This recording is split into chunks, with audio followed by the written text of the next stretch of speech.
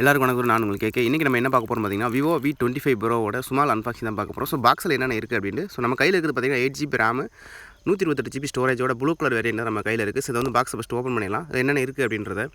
So இந்த பாக்ஸில் எதாவது இருக்குது ப்ளஸ் எதாவது இல்லை அப்படின்றத அந்த வீடியோவில் நம்ம பார்க்க போகிறோம். ஸோ ஸ்மால் அன்பாக்சிங் தான்.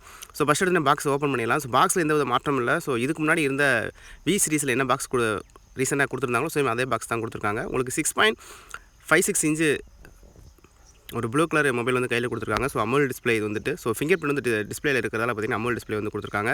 ஸோ பேக் சைடு 64 MP கொடுத்துருக்காங்க. கூட பார்த்தீங்கன்னா 2 கேமரா இருக்குது, 8 MP 2 MP. ஸோ அது போய் போல அல்ட்ரா மைக்ரோ இதுக்காக வந்து கொடுத்துருக்காங்க. ஸோ ஃப்ரண்ட் சைடு அப்படின்னு பார்த்தீங்கன்னா 32 MP செல்ஃபி கேமரா கொடுத்துருக்காங்க. டிஸ்பிளே ஃபிங்கர் பிரிண்ட் கொடுத்துருக்காங்க.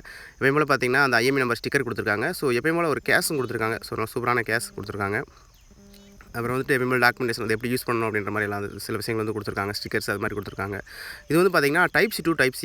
ஸோ கேபிள் பார்த்தீங்கன்னா Type-C to Type-C, அந்த USB கிடையாது. Type-C to Type-C கேபிள் கொடுத்துருக்காங்க. அது போக எப்பயும் போல வழக்கமாக சார்ஜர் கொடுத்துருக்காங்க. ஸோ ஒரு சைடு பார்த்தீங்கன்னா Type-C சப்போர்ட்டோட வந்து ஒரு சார்ஜர் ஒயிட் கலர் சார்ஜர் கொடுத்துருக்காங்க. இதில் வந்து பார்த்தீங்கன்னா ஹெட்செட் வந்து கிடையாது. தேங்க்ஸ் ஃபார் வாட்சிங்.